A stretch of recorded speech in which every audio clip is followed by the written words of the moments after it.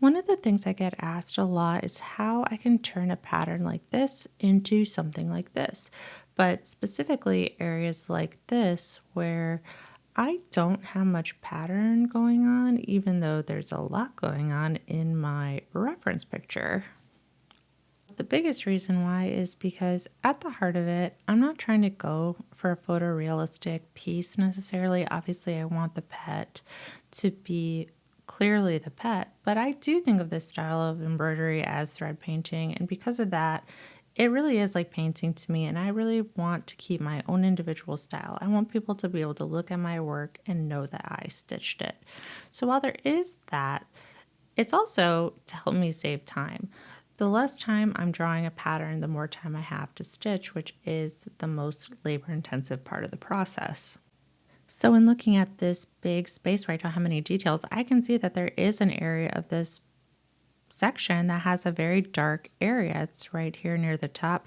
But if I go past that down, I see that there is kind of a breakup in the middle where there is like a light tone and there is a mid-tone. So where I've already stitched, I would definitely consider that a mid-tone. I'm decided I'm going to stitch that in the direction that the fur is falling in the reference picture. But along this edge here, I can see that there is a lighter section above it. So that's where I'm going to move next in this actual stitching process, but I'm going to continue to stitch in the same direction that the fur has grown. So that's how I think about it. But if I was going to actually update the pattern and give myself more to see and transfer on the pattern, I'm basically going to start looking for the areas of the biggest color changes. So I'm going to kind of bisect the body here because I can kind of see I've got light at the top, medium in the middle, and dark below that. Now the color changes are slight, but they're different enough that I would mark it. Same thing like up here. I'm going to mark this area off because I'm going from a color shift from light to dark as well.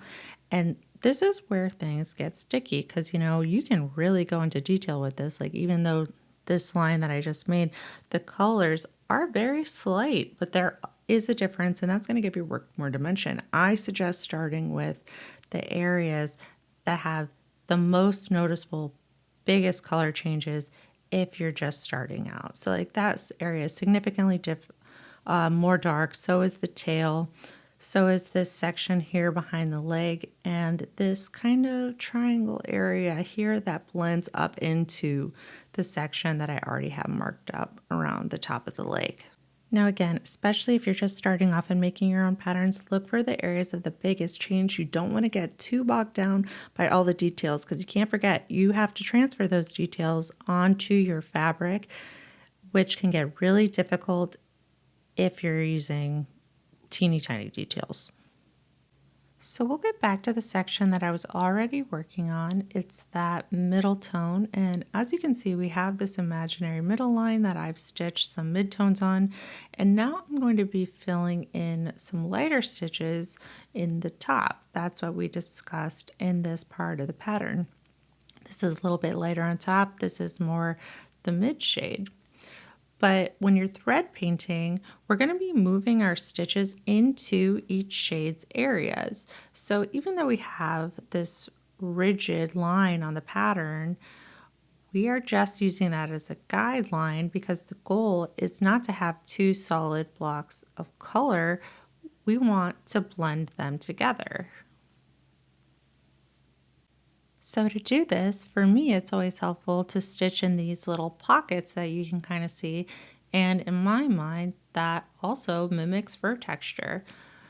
Though sometimes the pattern may call for a big block of color, it is generally uncommon. It can be pretty common when you're stitching a black cat. They have pretty big sections like that. But in a case like this, I can leave a few gaps in my light section and then go back in with my midtone to do an even deeper blend or create some shadows. And, sometimes the little pieces of fur that you stitch, they can kind of like stick up or down in the reference picture. And that's when I'd maybe try to change the direction that I'm stitching instead of necessarily changing the color of the floss.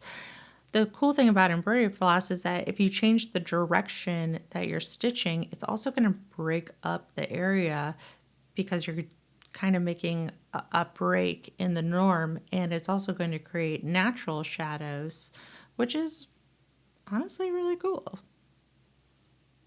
So, yeah, I hope this provided a little bit of insight into how I make my patterns. I really hope that it was helpful to you in creating patterns of your own pets.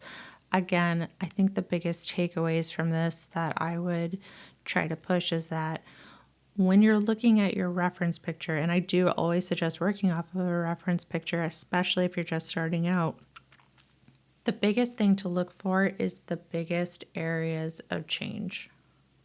Once you have those big blocks of colors distinguished, it's going to break up your pattern a lot easier and help you keep things in proportion.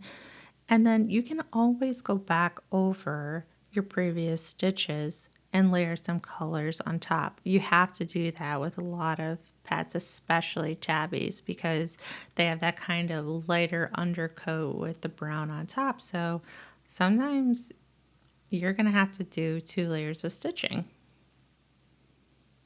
I also always suggest stitching your pet's face first, especially if the eyes are open.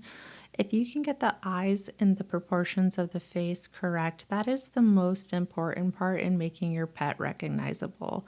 So you want to start with the face because, I mean, really, it's like the eyes are, the windows to the soul, but it's honestly true.